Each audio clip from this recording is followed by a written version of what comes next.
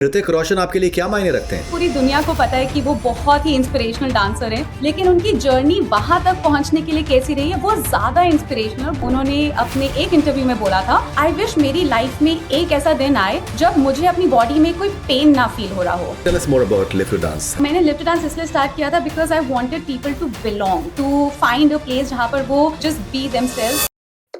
आपके favourite choreographers कौन से हैं बॉलीवुड में? Farah Khan, Ganesh Hegde, Ganesh Acharya, the legendary Saroj Khan ji. शाहिद कपूर बहुत ही स्ट्रॉन्ग और बहुत ही कंप्लीट डांसर हैं। Tiger Shroff Tiger Shroff is a league of his own and nobody comes close to that. I think Michael Jackson ने पूरा डांस का सीन ही चेंज कर दिया। मतलब थ्रिलर वो और dance show in itself, it was a full package.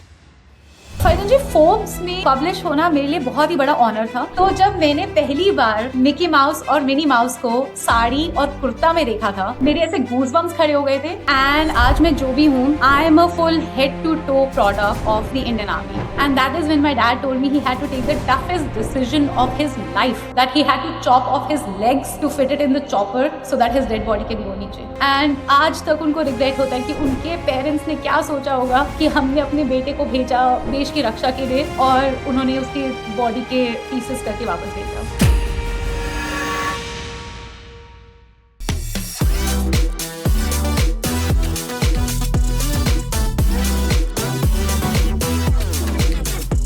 Deepali, सबसे पहले आप मुझे ये बताइए कि ऋतिक रोशन आपके लिए क्या मायने रखते हैं? फरीदन जी, ऑनेस्टली ऋतिक रोशन मेरे लिए भगवान है। मतलब मैं उनसे इतनी ज़्यादा इंस्पिरेशन ड्रॉ करती हूँ। ऑब्वियसली पूरी दुनिया को पता है कि वो बहुत ही इंस्पिरेशनल डांसर हैं, लेकिन उनकी जर्नी वहां तक पहुंचने के लिए कैसी रही है वो ज़्यादा इंस्पिरेशनल। बहुत कम लोगों को पता है कि उनकी लाइफ जर्नी के बारे में। और जब वो छोटे थे उनको आर्थराइटिस था, उनको बोला गया था कि वो कभी डांस नहीं कर सकते, कोई फिजिकली डिमांडिंग एक्शन सीन्स नहीं कर सकते। तो एज एन एक्टर उनको कितनी सारी फिजिकली डिमांडिंग एक्शंस करने पड़ते हैं, पर वो उन्होंने वो सब किया। उनको बचपन में स्टैमर था, अभी भी स्पीच डिफेक्ट है, लेकिन हाउ ही ओवरकम्स दैट, कितनी सारी इंजरीज, ब्रेन सर्जरीज। आई थिंक वो एक ऐसे इंसान है जो who has decided कि मुझे ना कोई और नहीं बता सकता कि मैं क्या कर सकता हूँ क्या नहीं कर सकता। मेरे चैलेंजेस हैं, आई विल फिगर आउट कि उसको कैसे ओवरकम करना है। I will challenge and I think मैं उससे बहुत ज्यादा इंस्पिरेशन लेती हूँ बिकॉज मेरी लाइफ भी बहुत हद तक वैसी ही रही है। लिव टू डांस बिल्ड करने के लिए इतने सारे चैलेंजेस, इतने सारे संघर्ष आए हैं जिनको ओवरकम करने के लिए मैं हमेशा यही सोचती हूँ कोई और मुझे नहीं बता सकता कि मुझे क्या करना है। मेरी लाइफ है and I will decide.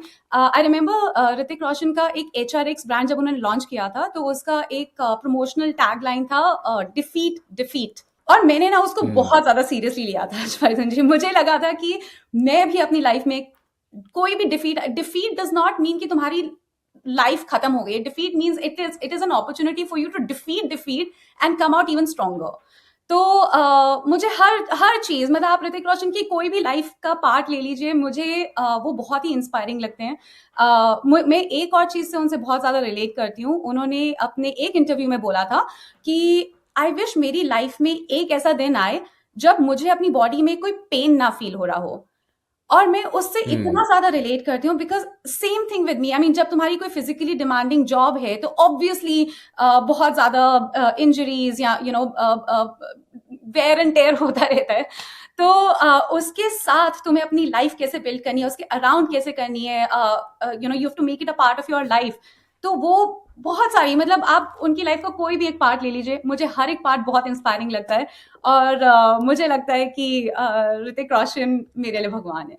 Alright, Hrithik Roshan का फेवरेट कोई डांस परफॉर्मेंस कौन सा है? Which song of his in any movie that you really like? I think उनका जब फर्स्ट सॉन्ग रिलीज हुआ था, कहो ना प्यार है, मुझे तब से ही, मतलब इतना सिंपल मूवमेंट है, बीच पर दोनों अमीषा पटेल और ऋतिक रोशन बस का होना प्यारे ऐसे आगे पीछे वाला स्टेप कर रहे थे। इतना सिंपल स्टेप है, एकदम रिलीज हुआ था और एकदम सेंसेशन बन गया था।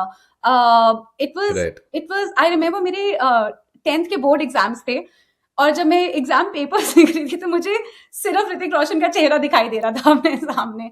Obviously that was just one girl and he had that kind of impact on everybody with just that one screen presence. बस एक सिंपल सा स्टेप था, कहो ना प्यार है। फिर उसी मूवी में जब उन्होंने सितारों की महफिल किया था and he goes can you feel it and then everybody screams yes. मतलब एक छोटी-छोटी मूवमेंट्स को कितना बड़ा, इतना लार्जर देन लाइफ बना सकते हैं। इवन धूम मचा ले, it became an iconic dance step. बस इतना सा सिंपल स्टेप है, उनकी स्क्रीन प्रेजेंस इतनी ज्यादा स्ट्रांग है, the way he holds audience. Right. तो बहुत सारे हैं, बट आई थिंक मेरा फेवरेट का होना प्यारे होगा। ऑलराइट, एंड मुझे लगता है कि जब जब आपकी पहली बार उनसे मुलाकात हुई थी तो काफ़ी ज़्यादा अनफॉरगेटेबल सा एक्सपीरियंस रहा आपका, तो कुछ बताइए उसके बारे में। मेरे लिए तो वो ड्रीम कम ट्रू था फरीदुन जी। मुझे तो विश्वास ही नहीं हो रहा था हम्म। कि ऋतिक रोशन मेरे सामने खड़े हैं। आई रिमेम्बर मैंने उनसे काफी देर बात की थी, पर मुझे it was such a blurry moment for me, because मेरे लिए इतना ज्यादा बड़ा फैन मोमेंट था। And I remember telling him that how inspiring he is, but also it is such a blur. I remember हम ना डांस कर रहे थे एंड हमने वही डायलॉग बोला था, can you feel it, are you with me? And while I was saying it, I could see from the corner of my eye कि ऋतिक रोशन यहाँ पर खड़े हैं, वो मुझे देख रहे हैं। मतलब he is watching me do that step कि can you feel it, are you with me? मतलब I remember मेरी body से life left me। मतलब it was just such a blurry moment for me. I was not, मैं जमीन पे ही नहीं थी। I was just flying in some other world। तो मेरे लिए बहुत ही surreal moment था। मैं उनको बहुत ज्यादा उनसे बहुत ज्यादा इंस्पिरेशन लेती हूँ। और काफ़ी ह्यूमैनिटेरियन भी हैं। I think he is got a very unique world view as well. बहुत ज्यादा मतलब वो इतना मतलब द वे उनके हर एक थॉट प्रोसेस से मुझे बहुत ज्यादा लर्निंग मिलती है। एक बार आई रिमेम्बर मैंने उनका एक और इंटरव्यू देखा था, और उससे पहले मुझे ऐसा लगता है हम ना we are same people in different parallel worlds. I remember, तो मैं अपने सारे स्टूडेंट्स को और हमेशा सबको यही बोलती हूँ कि टाइम किसी के पास नहीं होता, टाइम तुमको बनाना पड़ता है। जो भी तुम्हारी शौक है या तुम्हें जो अपने ड्रीम्स के लिए अचीव करना है, कोई तुम्हारे लिए आकर नहीं करने वाला, तुम्हें खुद करना है। And I saw his interview and he said the exact same thing in a parallel universe, in a parallel world to somebody कि टाइम किसी के लिए नहीं रुकता, टाइम खुद बनाना पड़ता है। तो ये सब चीजें बहुत मुझे ऐसा लगता है मैं बहुत ज्यादा रिलेट करती हूँ उनसे। Okay, and so would you like to dedicate Live to Dance to Hrithik Roshan? Now that you ask, Faridoon ji, I have to tell you, हमारे स्टूडियो में जैसे तुम एंटर करो, एक बड़ा सा ऋतिक रोशन का पोस्टर है, और मैं सबको बोलती हूँ कि जब तुम एंटर करो तुम्हें प्रणाम करके और फिर अंदर एंटर करना है, बिकॉज ऋतिक रोशन इतनी बड़ी इंस्पिरेशन है मेरे स्टूडियो के लिए, मेरे लिए इन लाइफ। तो 100% everything that I am, I would like to dedicate it to Hrithik Roshan. Great. Tell us more about Live to Dance. How did it start, and what is your vision for Live to Dance? फरीदुन जी, बहुत सारे लोग सोचते हैं कि lift dance मैंने शायद इसलिए start किया क्योंकि मुझे डांस सिखाना ज्यादा पसंद है, बट द ट्रूथ इज कि मैंने लिफ्ट डांस इसलिए स्टार्ट किया था because I wanted people to belong, to find a place जहां पर वो आ सके, just be themselves. Actually the seed of lift dance was sown जब मैं नॉर्थ अमेरिका मूव हुई थी। This was about 16 years ago जब हम ऑटोवा मूव हुए थे। And I realized one day I woke up and I wanted to call somebody because I'm a very social person. मुझे अपनी लाइफ में लोग चाहिए और मेरी लाइफ में हमेशा लोग रहते हैं। तो I woke up one day और मेरे फोन में कोई नंबर नहीं था जिसको मैं कॉल कर सकूं। I was absolutely new।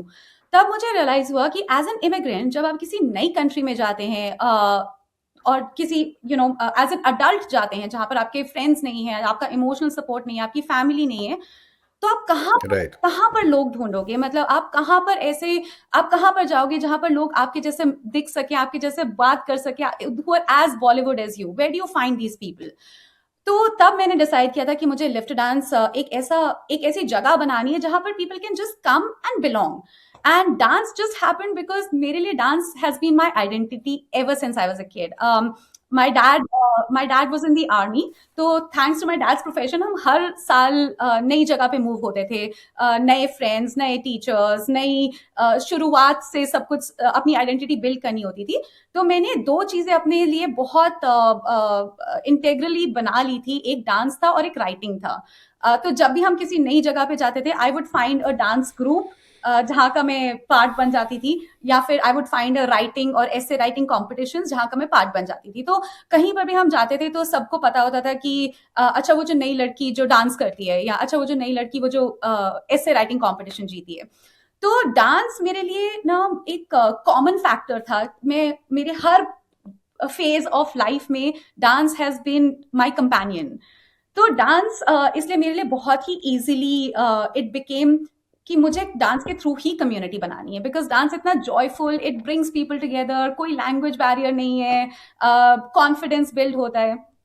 तो आई स्टार्टेड, तो आई रिमेम्बर हम 10th जनवरी को ऑटवा आई थी, एंड 14th फरवरी को मैंने अपनी फर्स्ट क्लास की थी ऑटवा में। ऑब्वियसली उस टाइम पे कोई Right. सोशल मीडिया नहीं था, कोई फेसबुक नहीं था, कोई इंस्टाग्राम नहीं था। तो हमने मैं और मेरे हस्बैंड अपने ऑफिस के प्रिंटर्स से फ्लायर्स बना बनाकर हम सारे घरों के बाहर जाके बांटते थे। ये जो बाहर मेल बॉक्सेस होते हैं वहां पर जाकर मेल बॉक्सेस, हर एक मेल बॉक्स के अंदर डालते थे। सारे नेबरहुड्स हमने वॉक किए हैं ऑटवा के। मुझे आज भी वो दिन याद है। मैंने पूरा दिन लगाकर हर एक पेड़ पर, हर एक पोल पे अपने पोस्टर्स लगाए थे, और उस दिन शाम को बहुत बारिश हो गई थी। And I remember crying so much कि मेरी पूरी एफर्ट वेस्ट हो गई। बट देन नेक्स्ट डे सुबह उठ के फिर से वही सेम एफर्ट की, बिकॉज मेरा ड्रीम है, मुझे ही काम करने, और कोई तो नहीं आने वाला मेरे लिए काम करने के लिए। तो ऐसे ऐसे करके फिर हमने 2 लोग आए क्लास के लिए, 4 लोग आए, 5 लोग आए, 10 लोग आए। धीरे धीरे करके हमारी कम्युनिटी बढ़ने लग गई। धीरे धीरे करके लोग हमें जानने लग गए। हमें एक प्लेटफॉर्म मिला हमारी Indian dance and Indian culture को प्रमोट करने के लिए, कल्चरल ब्रिजेस एस्टैब्लिश करने के लिए। तो धीरे धीरे करके हमारी कम्युनिटी काफी बढ़ गई थी ऑटवा में। And then we move to Seattle. And then तब मुझे लगा था, आई रिमेम्बर जब हम एयरपोर्ट पे थे and I was leaving from Ottawa to Seattle, तो 50 लोग आए थे मुझे एयरपोर्ट ड्रॉप करने के लिए, और हम सारे रो रहे थे कि हमारी लाइफ खत्म हो गई, अब हम कभी दोबारा डांस नहीं कर पाएंगे। बट हम सियाटल मूव हुए, and 10 days later I started again in Seattle, because dance के बिना मुझे पता ही नहीं और क्या करते हैं। Life is revolves around dance. Dance has been my companion.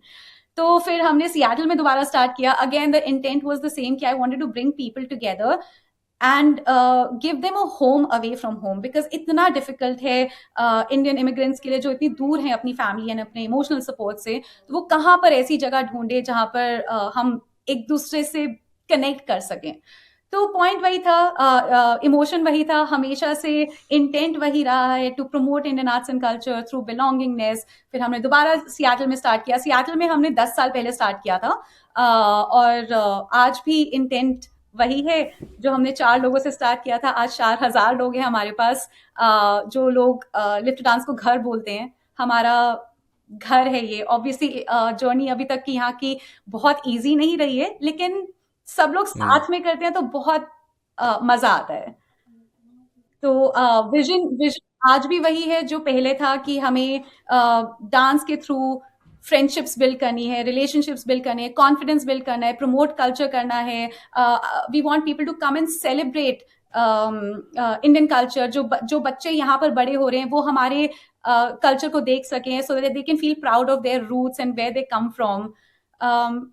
बस बहुत सिंपल सा मिशन है, और कर रहे हैं हम। Okay, and recently आपने धमाल 4 के लिए आपने एक रील बनाई आपने.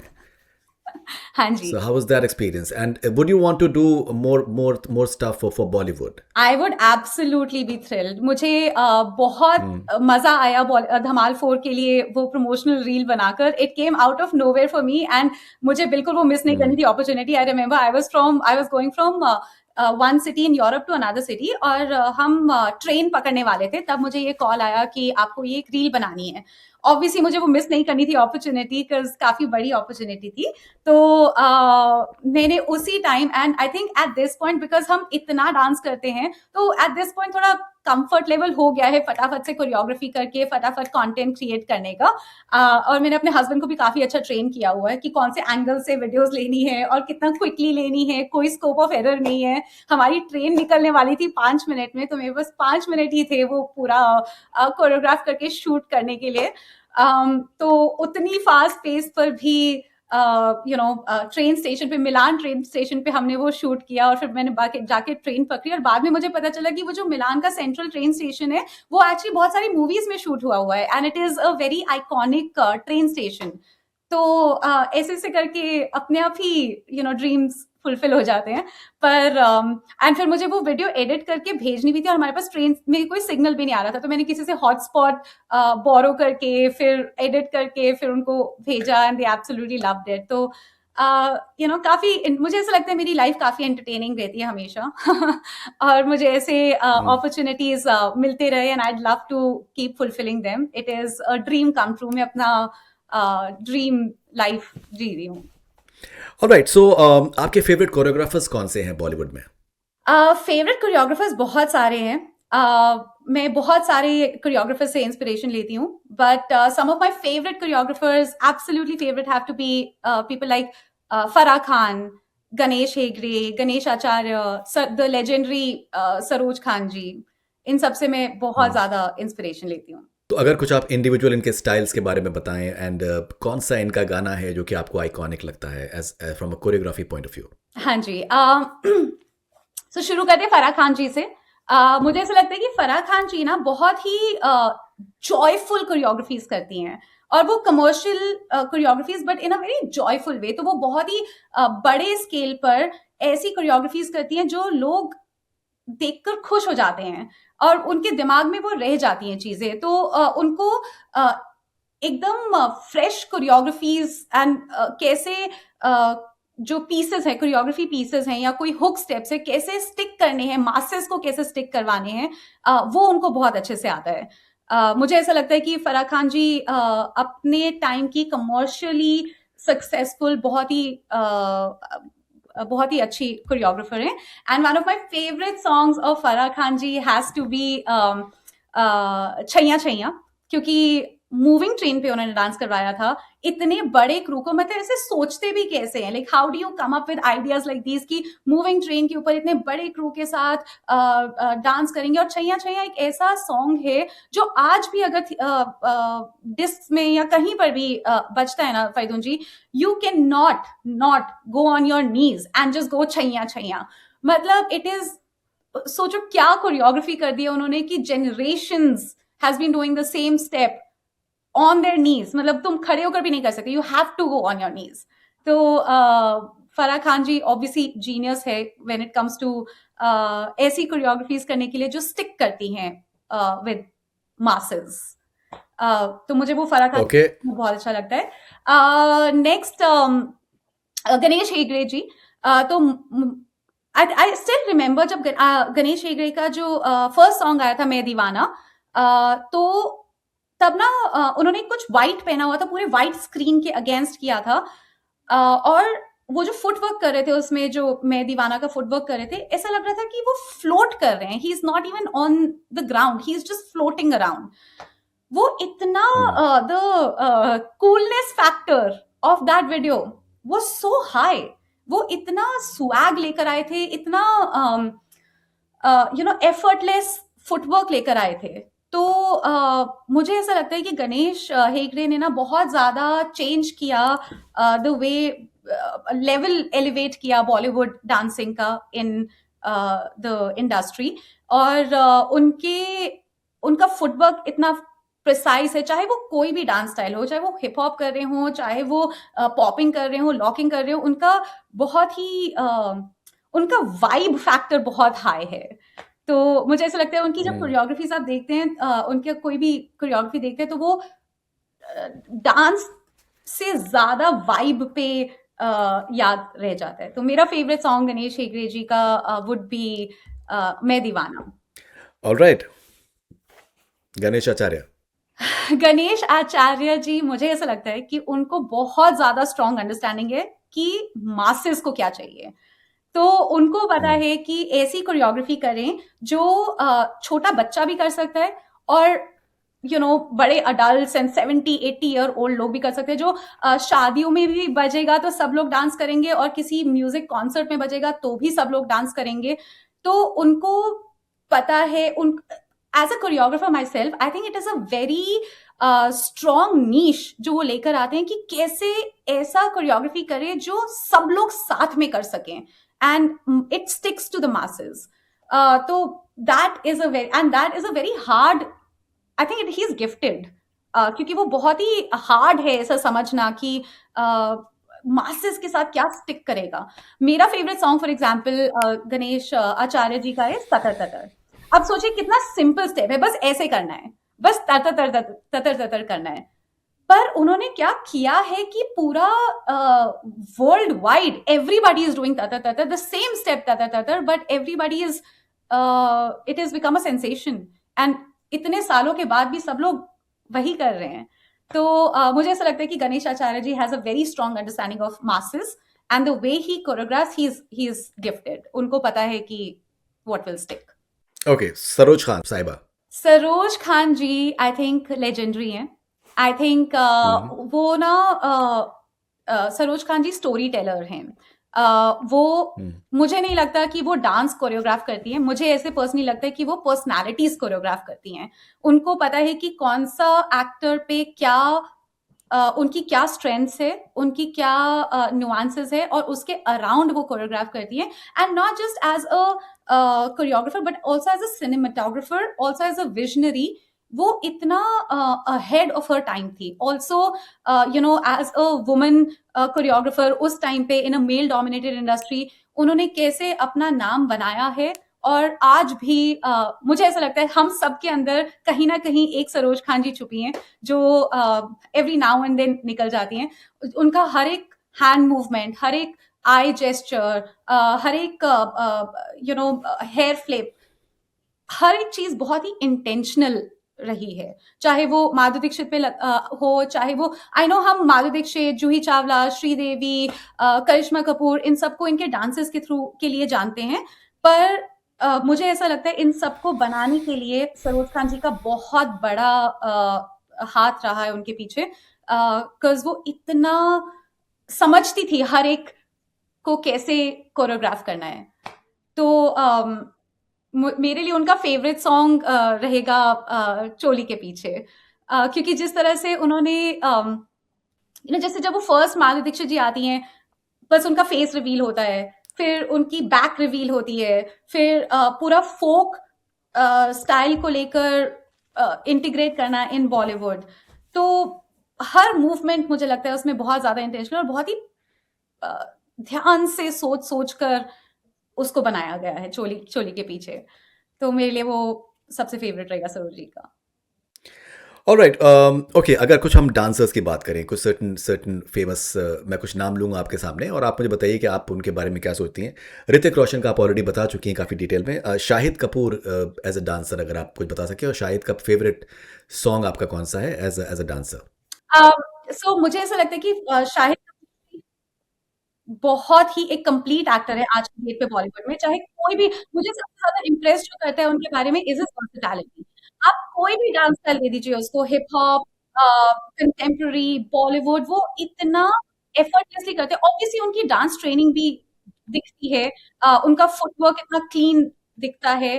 तो मुझे ऐसा लगता है कि शाहिद कपूर बहुत ही स्ट्रॉन्ग और बहुत ही कंप्लीट डांसर हैं. मेरे लिए उनका फेवरेट सॉन्ग बहुत ही नॉन डांस सॉन्ग है. वो डांस हेवी नहीं है but has to be Bismil. अगर आप बिस्मिल देखते हैं फ्रॉम हैदर.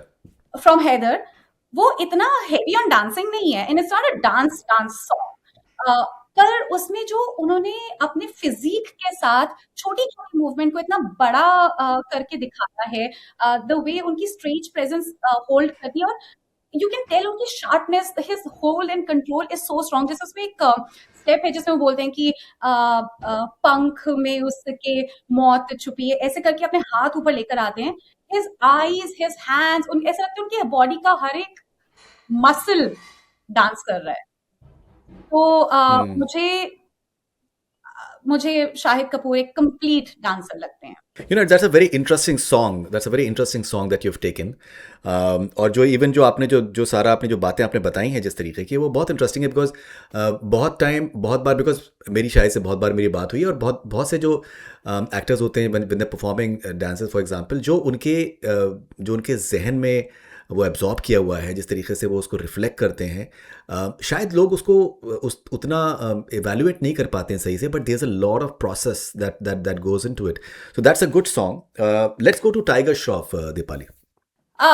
टाइगर श्रॉफ मेरे हिसाब से बहुत ही ज्यादा एथलेटिक डांसर हैं, and the way he integrates उनका मार्शल आर्ट, उनका acrobats in his dance form, वो अपना ही एक डांस फॉर्म क्रिएट करते हैं. तो मुझे ऐसा लगता है कि बहुत ही फ्लेक्सिबल, बहुत ही एक्रोबैटिक एंड उन्होंने अपना एक नीश क्रिएट किया है जो बहुत सारे एक्टर्स नहीं कर पाए. I still remember this instance. मैं कोई डांस रियलिटी शो देख रही थी एंड आजकल डांस रियलिटी शोज में ना बहुत ज्यादा एक्रोबैट्स होता है एंड डांसिंग भी होता है बट ऑब्वियसली बहुत ज्यादा एक्रोबैट्स भी होता है. The more you do the better you're judged on. तो उस डांस रियलिटी शोज में जब भी कोई एक्टर्स अपना शोज प्रमोट करने के लिए आते हैं तो वो डांसर्स को देखते हैं, दे क्लैप अलोंग एंड दे से कि अरे ये तो हम बिल्कुल भी नहीं कर सकते, अरे हम ये तो this is too far beyond us and acrobats.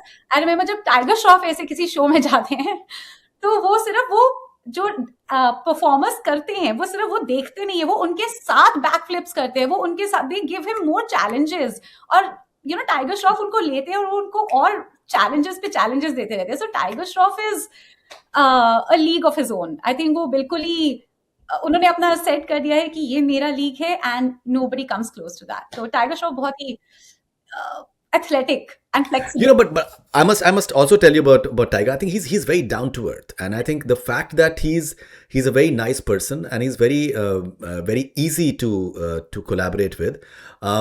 So anyone can reach out to him and tell him that Tiger, can you do that? And I think that's a very good quality to have in almost any professional, to be easygoing and be down to earth. That's something which is very very important. Okay, Tiger Shroff का dance कौन सा आपको पसंद है, कौन सा गाना? I think मेरा favorite song of Tiger Shroff has to be Jai Jai Shiv Shankar because Hrithik के साथ में डांस करना has obviously it cannot be easy, but जिस तरह से उन्होंने अपनी एक नीश कार्व की है और जिस तरह से वो ऋतिक के साथ डांस कर रहे हैं इतना ईज से, इतना कंफर्टेबली, तो मुझे it has to be Jai Jai Shiv Shankar from War.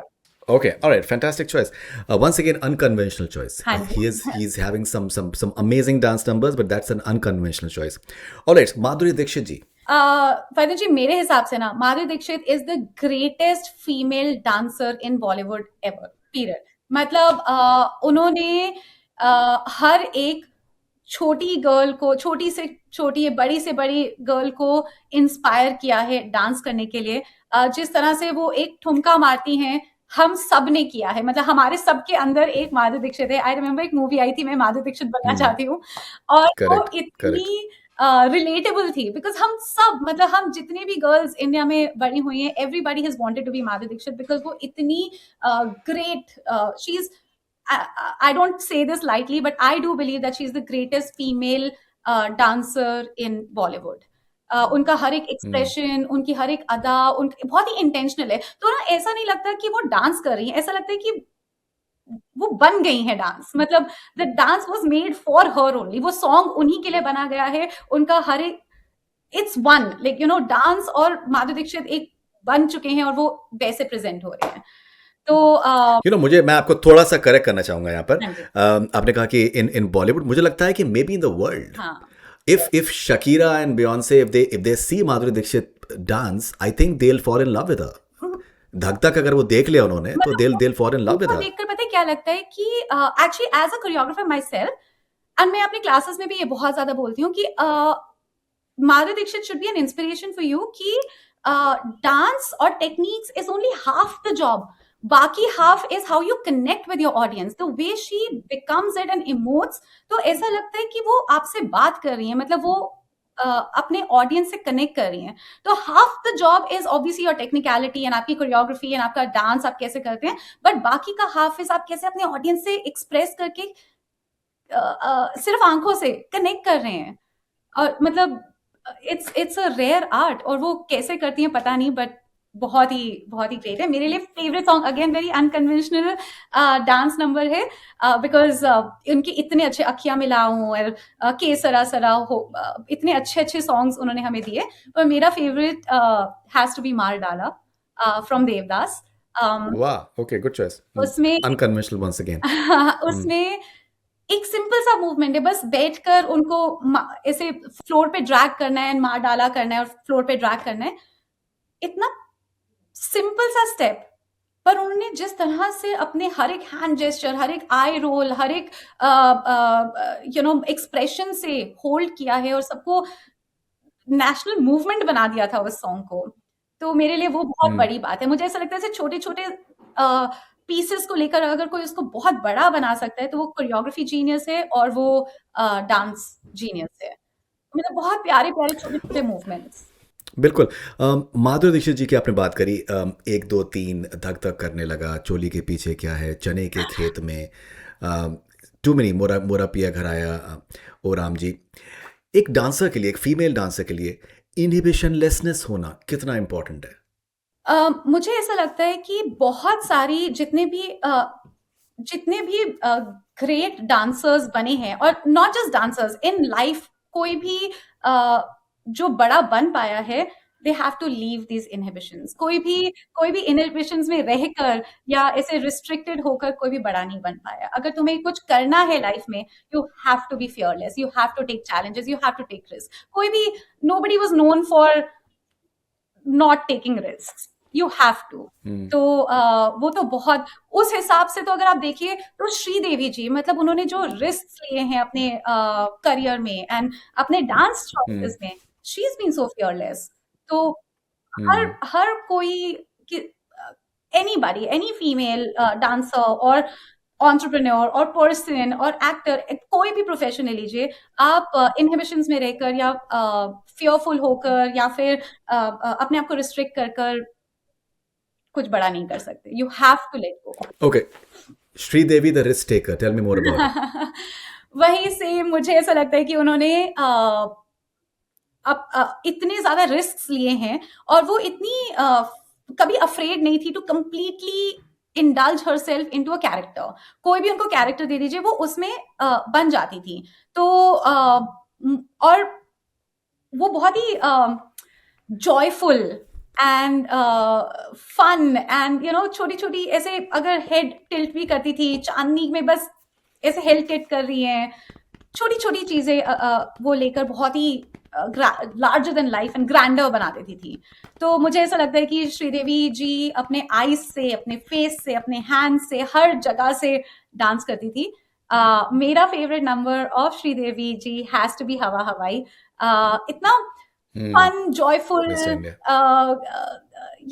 Comical character. किसी को अपने डांस से हंसाना बहुत डिफिकल्ट है फरीदन जी, मतलब किसी को हंसाना, कॉमेडी इन जनरल, रुलाना एक्चुअली इजियर है। आपको पता है, मतलब हम जब डांस कोरियोग्राफीज करते हैं और जब हम स्टेज पे जाते हैं तो इमोशनल सॉन्ग डाल दीजिए, थोड़ी सी कोरियोग्राफी, एक इमोशनल एस्पेक्ट डाल दीजिए, तो रुलाना थोड़ा इजी है। लेकिन किसी को हंसाना, it can easily go wrong, it can become a spoof. लोग आपका मजाक उड़ा सकते हैं बहुत इजीली। लेकिन श्रीदेवी जिस तरह से अपने कैरेक्टर में जाकर एकदम कॉमिकल रोल को भी इतना अच्छे से डिस्प्ले करती थी, तो my favourite song has to be Hawa हवाई।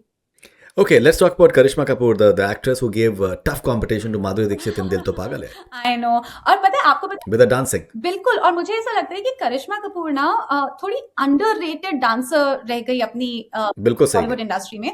मुझे ऐसा लगता है कि वो बिल्कुल बहुत सही। ज्यादा अहेड ऑफ अ टाइम थी।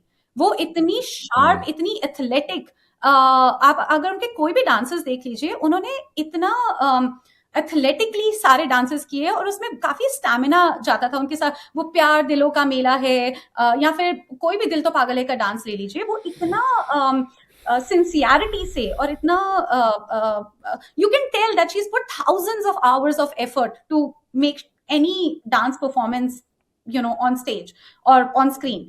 लेकिन मुझे ऐसा लगता है उनको ना उनका ड्यू क्रेडिट नहीं मिला, या फिर वो अंडररेटेड रह गई।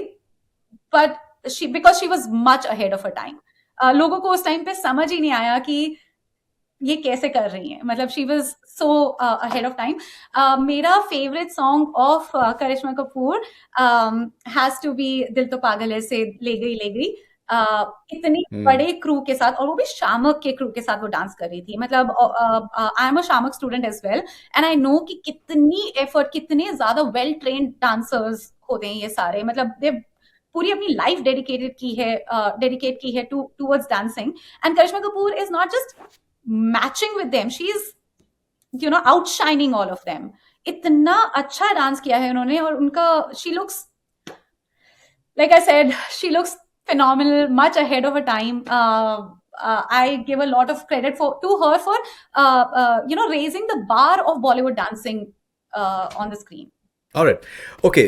माइकल जैक्सन, मुझे लगता है कि दुनिया में कोई भी शख्स वो कोई भी ज़ुबान बोलता हो, ऐसा हो ही नहीं सकता कि माइकल जैक्सन के बारे में उनको नहीं पता हो। मुझे लगता है कि may be he is the most popular human being in the entire world even now. The way he's being celebrated even now, उनकी picture आई है, it's done phenomenally well. Though I personally feel that he deserved a better biopic, but still it has done very very well. Uh, your thoughts on Michael Jackson and favorite song of Michael Jackson? Since आपने उनकी movie की बात की, I am really hoping उसका part 2 आएगा, because I agree, I felt the same कि पूरा नहीं दिखाया और दिखाना चाहिए था। आई एम रियली होपिंग उसका पार्ट 2 आएगा। पर जहां तक माइकल जैक्सन की बात कर रहे हैं, आई डोंट थिंक दुनिया में कोई भी डांसर है जो माइकल जैक्सन से कहीं ना कहीं इंस्पायर नहीं हुआ है। आई थिंक माइकल जैक्सन ने पूरा डांस का सीन ही चेंज कर दिया। जिस तरीके से उन्होंने jazz dance, street dance, ballet, contemporary सबको मिक्स करके एक पॉप म्यूजिक वीडियो को डांस शो जैसा बना दिया। मतलब थ्रिलर Correct. और dance show in itself, it was a full package, एकदम माइंड ब्लो हो गया था वो देखकर। तो उन्होंने कैसे स्ट्रीट डांसर्स को लेकर उनके साथ रिहर्सल्स, यू कैन टेल कि उनकी टेक्निकलिटी इतनी ज्यादा स्ट्रांग थी। उनका हर एक, मुझे ना बस उनके, I just want to understand वो कैसे सोचते थे। इतनी छोटी छोटी चीजें हैं, जैसे आपने देखा होगा कि वो थ्रिलर मूवी में, थ्रिलर म्यूजिक वीडियो में जब वो डांस करते हैं अपने डांसर्स के साथ, तो वो पूरी प्रैक्टिस करते हैं, ऑब्वियसली थाउजेंड्स ऑफ आवर्स से प्रैक्टिस कर रहे हैं, पर एक छोटा सा उनके दिमाग में आता है कि ओके ये this was a great move, but let's do it with a jacket पहन के करेंगे तो कैसा लगेगा। एंड वो जो Correct. बस ऐसे फ्लिप करते हैं, मतलब बस ऐसे थोड़ा सा पीछे करते हैं, हवा से वो फ्लिप होता है, वो that became a national sensation. बस इतना सा था, बस same movement but with a jacket, बस एक जैकेट ऐड किया है। तो यू नो उनका हर एक Correct. मूवमेंट, बस एक शार्पनेस, उनके स्पिन्स, द वे उनके हैंड जेस्चर्स जाते थे। हम सब ने, इनफैक्ट कल रात को मेरी एक कोरियोग्राफी क्लास थी, उसमें मैंने ऐसे ही एंड किया था, बिकॉज यू नो हर एक कोरियोग्राफर के स्टाइल में कहीं ना कहीं माइकल जैक्सन तो आ ही जाता है। आपको दिखता है कि कितना डिसिप्लिन रहे होंगे वो, कितना ज्यादा रिलेंटलेस प्रैक्टिस की होगी उन्होंने, और मतलब ही वाज अ रेवोल्यूशनरी अपने जमाने में एज अ ब्लैक आर्टिस्ट आकर ऐसा सेंसेशन बना देना। It could not have been easy. काफी उनको सेटबैक मिला होगा, काफी उनको यू नो स्ट्रगल्स करने रहे होंगे, पर he did it. And you no आज हम सारे माइकल जैक्सन को, you know he is a legend, he is an institution in himself. और मेरे लिए फेवरेट वाज, अगर आपने बिली जीन देखा है जिसमें उन्होंने फर्स्ट टाइम मून वॉक किया था, उनकी टाइमिंग इतनी परफेक्ट थी उसके लिए। तो एंड अगेन मतलब आज हम सारे मून वॉक करते हैं, तो मुझे Yeah, and that was just something that just happened, and it became, history was written as far as, and that particular video is it still goes crazily viral, and that's amazing. और कैसे सोचा Okay. होगा उन्होंने ये सब, और ऐसे ही मतलब on the spur of the moment सोच लेते थे कि बस जैकेट पहन के करते हैं, चलो मून वॉक ट्राई करते हैं, ऐसे कैसे होता है। No, but I think it's all about manifestation. Like, he had his vision board. He was very very But focused. also he's very disciplined, Faizan ji. मतलब it all comes down to तुम कितने disciplined हो, तुम कितनी practice, relentless, मतलब it shows you कि कोई भी बड़ा ऐसे ही by luck नहीं बन जाता है। मतलब तुम्हें इतना hard work, इतना hours of relentlessness and perseverance डालना पड़ता है। तो you know what a genius. Okay, if you had an audience with Michael Jackson, what is that one question that you would have asked him? What is that one question I would have asked him? कि मुझे बस उनके ना दिमाग में घुसना है एक बार और बस ये देखना है कि वो what was going on in his head, मतलब वो कैसे पूरा टाइम यही सोचते थे, या पूरा टाइम उनके दिमाग में क्या चलता था, क्या क्रिएटिवनेस चलती थी उनके दिमाग में। मुझे बस somehow उनके ब्रेन में घुसकर एक बार देखना है कि थॉट प्रोसेस के बारे में मुझे थोड़ा समझना है। Alright. Okay, अगर हम बात करें आपके अचीवमेंट्स के बारे में, फोर्ब्स में आपके ऊपर आर्टिकल आया है, and you've performed in Disneyland, which is truly outstanding. So tell us more about your achievements. Faizan ji, I don't know, बहुत सारी हाई पॉइंट्स रहे हैं। लास्ट ईयर तो खैर बहुत ही सारे थे। We got to perform for Hrithik Roshan, we open for Shaan concert, हमने बादशाह के कॉन्सर्ट के लिए ओपन किया था, हमने फाल्गुनी पाठक के कॉन्सर्ट के लिए ओपन किया था, वी परफॉर्म्ड एट डिज्नीलैंड, जो एकदम ड्रीम कम ट्रू था। एज अ किड मेरा हमेशा से बहुत मन था कि मैं एक बार लाइफ में डिज्नीलैंड जाऊं, जैसे सारे बच्चों का होता है। पर मेरे लिए वो सिर्फ ड्रीम एज अ किड नहीं था, मेरे लिए हमेशा से, even as my honeymoon I wanted to go to Disneyland, because मैं इतनी ज्यादा फैसिनेटेड थी, लेकिन कभी हो नहीं पाया। You know, there was always something और the other. And last year मेरे पास ये अपॉर्चुनिटी आई टू परफॉर्म एट डिज्नीलैंड। तो मुझे ऐसा लगा कि इससे ज्यादा बेटर क्या हो सकता है, मुझे सिर्फ डिज्नीलैंड जाने का मौका नहीं मिल रहा है, I am getting to perform like something that I is my identity, I get to show off in Disneyland. And अगर आपको पता है, Disney is very particular about वहां पर क्या परफॉर्मेंसेज होती हैं, कौन आके परफॉर्म करता है, कैसा you know the quality and the level of performances. तो हमें वो परफॉर्म करने के लिए मिला राइट इन फ्रंट ऑफ जो कैसल, हम हर डिज्नी मूवी से पहले वो जो कैसल देखते हैं, ऐसे स्टार उसमें जाता है और फिर टिडिंग ऐसे होता है, वो कैसल के सामने हम डांस कर रहे थे। I still remember we were dancing, ऐसे परेड चल रही थी, दिवाली फेस्ट था डिज्नी में, एंड ये दिवाली फेस्ट दिवाली परेड पहली बार हो रही थी इन डिज्नीलैंड, एंड हम उसके सामने परफॉर्म कर रहे थे। And while we were crossing, और मैंने बस ऊपर देखा और मैं बिल्कुल कैसल के नीचे खड़ी, मतलब बिल्कुल कैसल यहाँ पर है और मैं उसके सामने खड़ी होकर डांस कर रही थी। और मेरी आंखें भर आई, Faridoon ji, I got so emotional, like I could not believe. ऐसे मतलब दिस इज अ ड्रीम जो मैंने सोचा भी नहीं था कि I dreamt that. Like that is, I did not even dream of something like this. It was bigger than my dreams. So life has a funny way of you know making your dreams come true that you didn't even know you dreamt of. एक मेरे लिए बहुत ही highlight moment था Disney में, जब and मैं actually बहुत ज्यादा प्राउड इंडियन एंड अपने कल्चर के लिए बहुत ज्यादा प्राउड हूँ। I am a very loud and unapologetic Indian. तो जब मैंने पहली बार मिकी माउस और मिनी माउस को साड़ी और कुर्ता में देखा था, मेरे ऐसे गूज बम्स खड़े हो गए थे, and I was crying, and I was not, it was not just ऐसे like blurry vision, I mean like ऐसे आंसू टपक रहे थे मेरे, कि मैंने मिकी माउस और मिनी माउस को कुर्ता और साड़ी में देखा है। और मेरे लिए वो एज एन इंडियन मेरे लिए बहुत ही प्राउड मोमेंट था कि हम कहाँ पर पहुंच गए। हम डिज्नीलैंड में मिकी माउस और मिनी माउस को साड़ी और कुर्ते में देख पा रहे हैं, और फिर उन्होंने मुझे स्टेज पे बुलाया था और मुझे रिकग्नाइज किया था। इट वाज जस्ट बहुत ही हम्बलिंग एंड डिलाइटफुल एक्सपीरियंस था मेरे लिए वो। Tell us about your Forbes experience. Faizan ji, Forbes में पब्लिश होना मेरे लिए बहुत ही बड़ा ऑनर था। मैं कभी भी ऐसी इंसान नहीं रही हूँ हुज लुक फॉर वैलिडेशंस, मुझे वैलिडेशंस की कोई जरूरत नहीं पड़ी है कभी भी। लेकिन फोर्ब्स में पब्लिश होने से ना जो credibility that I always look for dance, because मुझे ऐसा लगता है कि डांस को ना आज भी लोग हॉबी की तरह देखते हैं, they don't take it seriously, they don't see it how impactful it is to bridge cultural gaps, they don't see कि हम लोगों का कॉन्फिडेंस बढ़ा रहे हैं, हम फ्रेंडशिप्स बिल्ड कर रहे हैं, हम कम्युनिटीज बिल्ड कर रहे हैं। इतने सारे लोग हैं जो मुझे आकर बोलते हैं कि they perform better at work, क्योंकि वो यहाँ से कॉन्फिडेंस सीख कर जाते हैं। हम उनकी मेंटल हेल्थ, हम उनकी फिजिकल हेल्थ, हम उनका dance is just you know it's a socially beneficial activity. तो मैं उसको क्रेडिबिलिटी देने के लिए बहुत एफर्ट करती हूँ, बट आई थिंक वो फोर्ब्स में पब्लिश होने के बाद मुझे वो क्रेडिबिलिटी ज्यादा स्ट्रांगली मिली। उसके बाद I was able to collaborate with various businesses.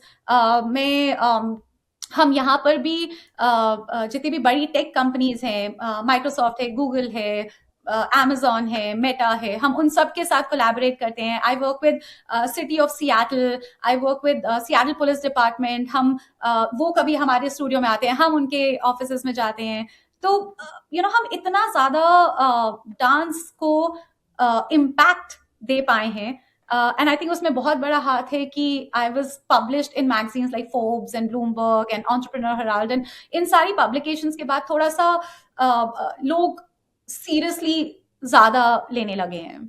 All right, okay. सो देखिए, मुझे ऐसा लगता है कि a lot of things they are connected to our roots, to our upbringing, किस तरीके की हमारी परवरिश हुई है। आपका जो डिसिप्लिन जो आता है, मुझे लगता है कि comes from the fact that you having an army background. आपके फादर आर्मी में थे, around 54 people from your family they been in Indian Army. Uh, tell us about that element of your personality and the fact that जब आपके father for example front पे हुआ करते थे, जब टेंशन होते थे, क्रॉस बॉर्डर टेंशन्स होते थे, तो घर में क्या माहौल होता था? फैजल जी, मुझे ऐसा लगता है कि आज मैं जो भी हूँ, I am a full head to toe product of the Indian army, be it discipline, time management. I am able to do, मुझे ऐसा लगता है मैं दिन में 10,000 चीजें इसलिए कर पाती हूँ because I manage my time well, because that's how I have been raised. मुझे हमेशा से टाइम का इतना, आज भी मेरे घर में ये बताया जाता है कि तुम 1 मिनट लेट हो जाओगे, दुश्मन थोड़ी तुम्हारी वेट करेगा, दुश्मन तो गोली मार देगा तुम्हें। You have to, like, your clocks have to be synced at 6 PM। I remember हम कहीं पर भी हमें जाना होता था, और अगर हमें लेट्स से डैड ने बोला है कि 6 o'clock हमें जाना है, और अगर हम 6:01 पे रेडी नहीं है, my dad would just leave without us, because he be like कि कोई तुम्हारी वेट नहीं करेगा, you know, like time does not run by you, you have to sync your clock, 1800 hours, everybody out. So you know, like, वो that has been very ingrained in us, and everything I owe to India। मुझे लगता है सिर्फ मैं नहीं, अगर तुम India में रह रहे हो, या कभी भी at any point of your life, if you lived in India, then you owe your life to the Indian army. मतलब, एंड आई थिंक हमारी कंट्री में ना बहुत सारे लोग वो रिकग्नाइज भी नहीं करते हैं कि Indian army on a daily basis क्या सैक्रिफाइस करती है। थैंक्स टू बॉलीवुड अभी थोड़ा बहुत लोगों को पता चल रहा है, but that is not even a fraction of जो हम कैसे रहते हैं। I give one example Faizan ji, I was in Canada, Ottawa, and वहां पर एक पार्लियामेंट अटैक हुआ था, एंड उस अटैक में एक कांस्टेबल की डेथ हुई थी। I still remember, and was a very tragic moment. I still remember उनके घर के बाहर लोग जाकर फूल डाल रहे थे, उनकी मॉम को इतने सारे कंडोलेंसेस आए थे। उनकी बॉडी को जब ऑटोवा से टोरंटो लेकर गए थे, तो पूरा highway red and white colour में डाला था, एंड पेट्रियोटिक सॉन्ग्स बज रहे थे। While I was very emotional with that, but my heart broke, Faridoon ji, because India में ना ऐसे हर रोज जवान एंड ऑफिसर्स मरते हैं, जो हमें जो न्यूज में भी नहीं आते, जिनके बारे में हमें कभी पता भी नहीं चलता। I am grateful to Bollywood कि अभी फिर भी लोगों को थोड़ा बहुत पता चलता है सैम मानेकशॉ के बारे में। मतलब हम बड़े हुए थे इन सब के बारे में सुनकर। Arun Khetarpal died in his own tank, youngest PVC, you know, दिल मांगे मोर, करण बत्रा, विक्रम बत्रा, दिल मांगे मोर। मैं इतना ज्यादा हम सुने हैं इनके बारे में, ये हमारे रोल मॉडल्स, ये हमारे रियल लाइफ रोल मॉडल्स हैं।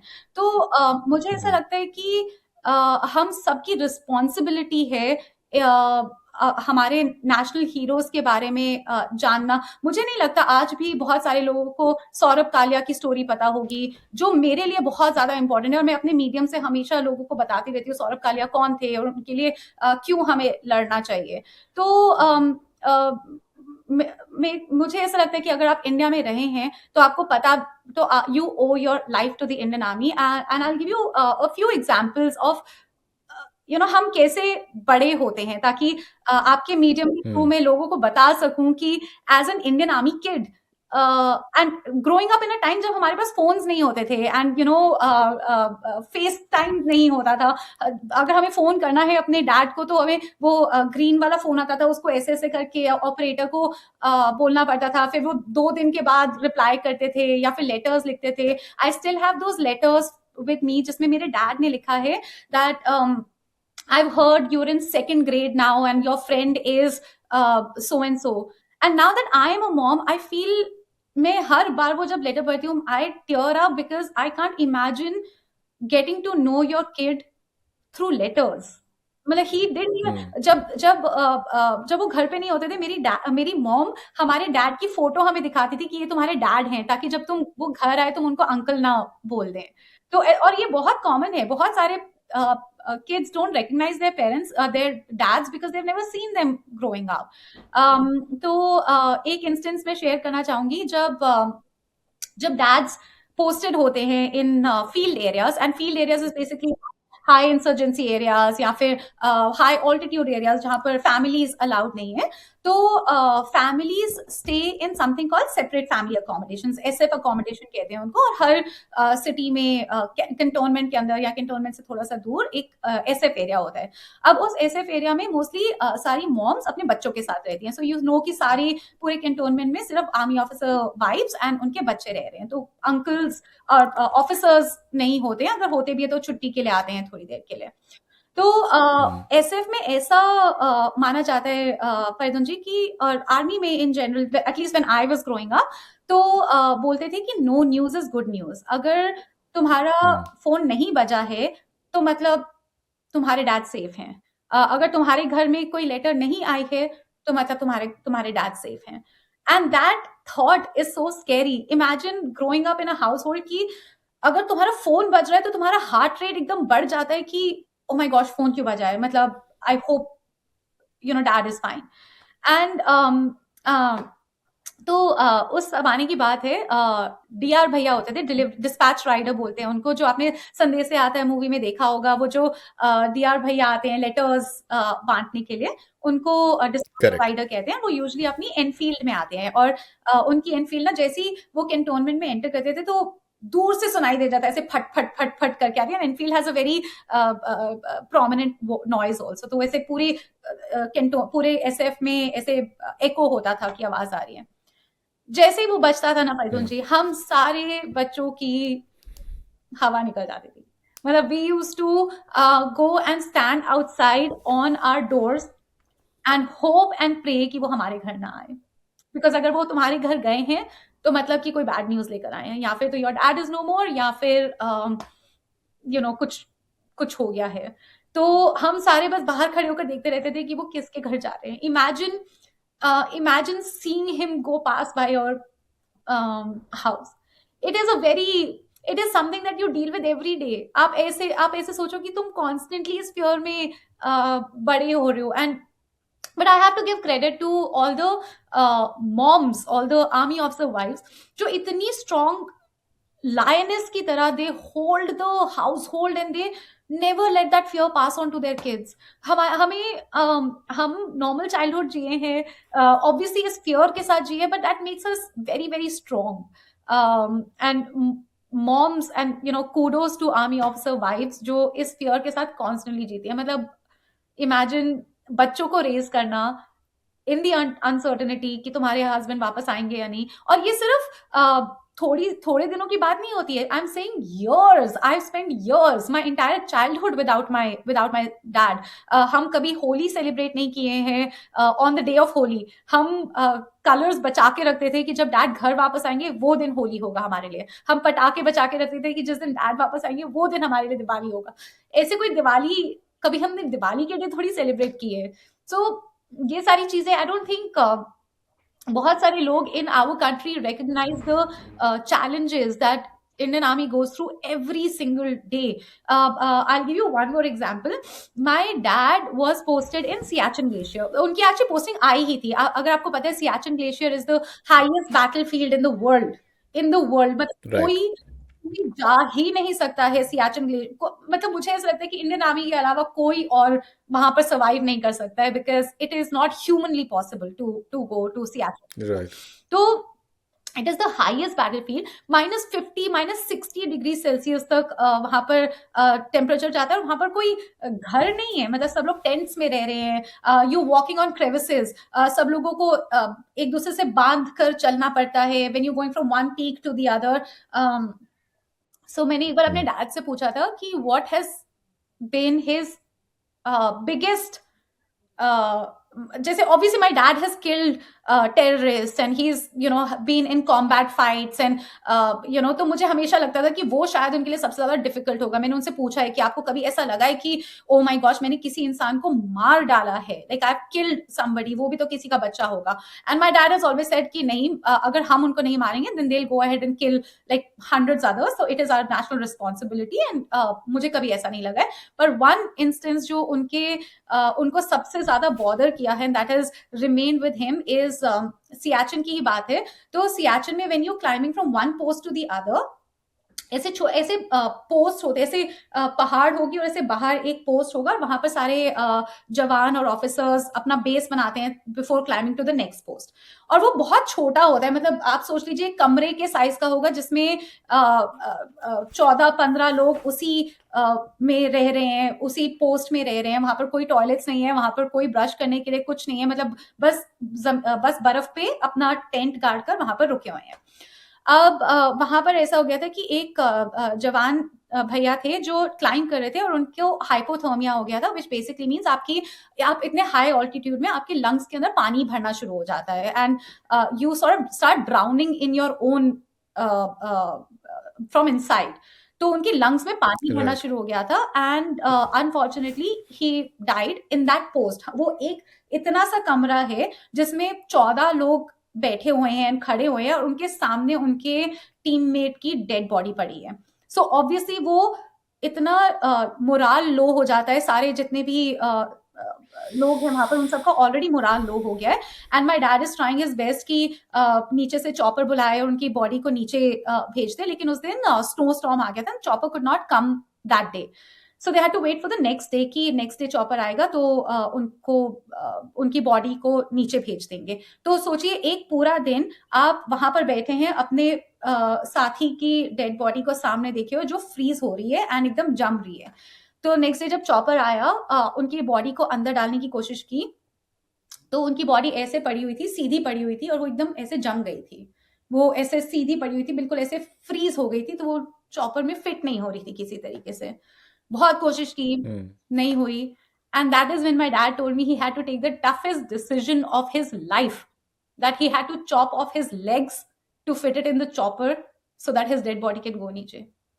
एंड आज तक उनको रिग्रेट होता है कि उनके पेरेंट्स ने क्या सोचा होगा कि हमने अपने बेटे को भेजा देश की रक्षा के लिए और उन्होंने उसकी बॉडी के पीसेस करके वापस भेजा।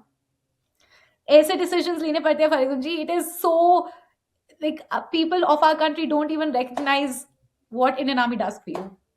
तो मुझे I feel very passionate. I remember जब मेरे डैड की सियाचिन में पोस्टिंग आई थी, मतलब अनाउंस हुआ था कि वो he is gonna be posted in Siachen. उस दिन मेरे डैड ने मेरी मॉम को बोला था कि एफडीज तोड़वा देते हैं और and they were basically preparing. And हम बहुत छोटे थे, हमें उस टाइम पे रियलाइज भी नहीं हुआ था कि क्या बात कर रहे हैं, या शायद हमें पता भी नहीं था। बहुत लेटर ऑन मुझे पता चला इन लाइफ कि उन्होंने अपनी एफडीज तोड़वाई थी ये सोचकर कि वो कभी वापस नहीं आने वाले हैं। उन्होंने that is what they were planning for. They were planning for that my dad is not never gonna come back, इसलिए उन्होंने अपनी एफडीज तोड़वाकर सब कुछ वैसे प्रिपेयर करके गए थे कि he is not gonna come back. तो it is tough Faridoon ji. I really hope यहाँ पर ना नॉर्थ अमेरिका में एक बहुत अच्छा कल्चर है। जब भी तुम किसी आर्मी ऑफिसर को या फिर किसी भी वेटरन को उनकी यूनिफॉर्म में देखते हैं, दो everybody says thank you for your service. It's just those 3 beautiful sweet words. सिर्फ इतना बोलना है, thank you for your service. I really wish ये वाला culture, and I am trying really hard, मैं अपने मीडियम के थ्रू बहुत ज्यादा प्रमोट करती हूँ कि इंडिया में अगर ये कल्चर आ जाए ना कि लोग ना आर्मी ऑफिसर्स या एनीबडी इन यूनिफॉर्म को देखकर बोल सके thank you for your service. बस इतना ही चाहिए उनको नहीं चाहिए, वो ऑलरेडी बहुत कुछ कर रहे हैं अपने देश के लिए, उनको नहीं चाहिए कुछ भी किसी से। उनका मोटिव ही वो नहीं है। They not here for money, they not here to become millionaires, they not here for to fulfil their Bollywood dreams और एनीथिंग। उनको सिर्फ इतना चाहिए कि थोड़ी सी रिस्पेक्ट मिल जाए, and it's as simple as that. I really wish through No, that's a fascinating story. You know, I'll tell you like a small story that I have inculcated in my life. So मेरा क्या होता है कि you know there are days of since I have to match my timing from as far as India is concerned. So I tend to sleep late. बहुत बार मैं रात में उठ जाता हूँ and I'm posting something or I'm just having a meeting or something like that because India में day है. And so I end up maybe having like say 3 hours of sleep, for example, or 3.5 hours of sleep. Now that's quite less. मेरा क्या होता है कि that मुझे anyhow I have to go to gym 6 times a week, चाहे कुछ भी हो जाए. Okay. So my thought process ये है कि यार अगर इंडियन आर्मी का कोई सोल्जर होगा या कोई ऑफिसर होगा, क्या वो अगर 2 घंटे की उसको नींद भी मिल जाए तो बड़ी बात होगी, तो क्या उसके अंदर क्या वो एनर्जी को डिप्लीट होने देगा? वो तो फुल एनर्जी के साथ में जाके लड़ेगा ना. तो अगर अगर वो कर सकते हैं तो तुम क्यों नहीं कर सकते? You know, that is the energy that I just instil in myself, so that I can go to the gym, I should not miss the gym and do the exercise with the same energy. Wonderful. So I think, so ये this is something that I think people don't realize, but super human जो काम होता है वो बिल्कुल. that's what Indian Army soldiers do. All right, so thank you for sharing this fascinating story. Dipali, एक मेरा आपसे आखिरी सवाल मेरा आपसे होगा. I understand that you're getting emotional as well, which is understandable. Even I'm getting emotional. लेकिन मैं एक आखिरी सवाल आपसे पूछना चाहूँगा, बिकॉज आप बहुत कमाल का आप काम कर रहे हो डांस के लिए, और to just spread the wave of Indian culture in US and North America in general.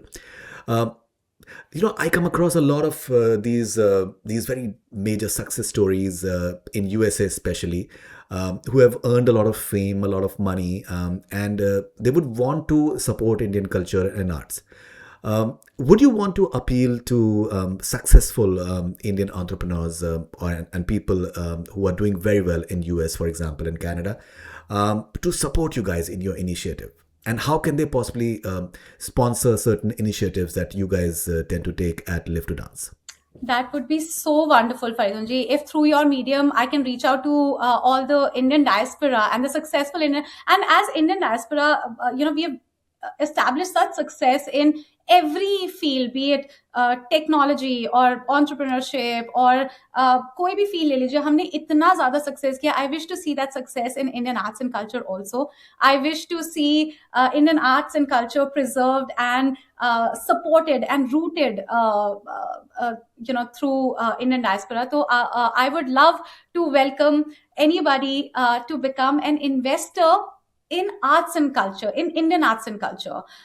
हम अपने मीडियम के थ्रू बहुत ज़्यादा काम कर रहे हैं.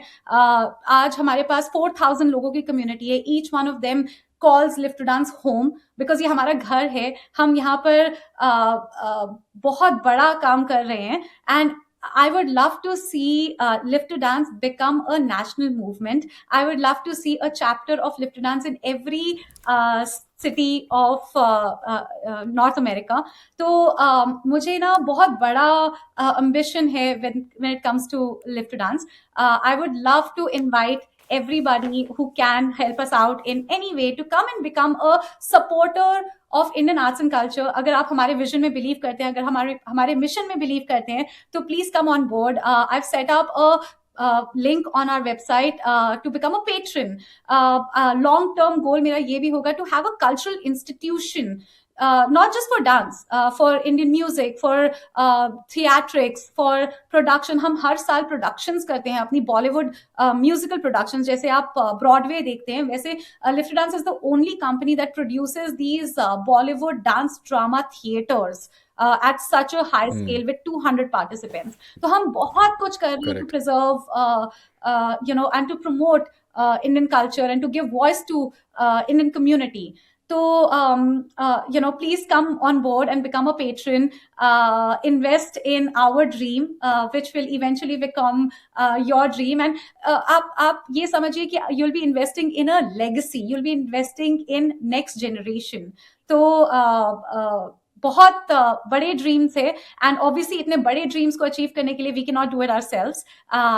I would love to invite the larger successful Indian diaspora to please come and invest in us, and I'll share the link with you अगर आप वो अपने medium के through share कर सके, to come and invest in our dreams, which will come in yours.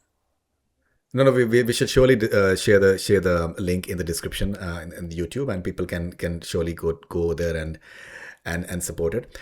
So Dipali, it was absolutely wonderful talking to you, and truly a heartwarming conversation. इसको हम 1 घंटा कैसे गुजर गया पता भी नहीं चला, and उसको हम लोग कंसाइज नहीं कर सकते थे. It had to be said, what had to be said. So truly an extraordinary journey, and जो आपकी beliefs हैं, and hats off to your father. I think truly a giant of a man, and I hope कि that if possible उनकी life पे मुझे लगता है कि फिल्म बननी चाहिए. These are wonderful stories that you've very very emotional and honest stories that you've just told us. So congratulations, and just keep the belief. You have a wonderful future ahead of you. All the best. Thank you very Faizanji. much. It has been an honor to work with you, to just get to know you and to see how you work and the person behind the interviews and all the faces that I've seen itne saalon mein. It has been just an honor to actually talk to you and be a part of your journey. I'm so blessed and honored and privileged to have this opportunity. No, it's likewise. It's likewise, Deepali. All the best, and thank you very much. Thank you so much, Faizanji.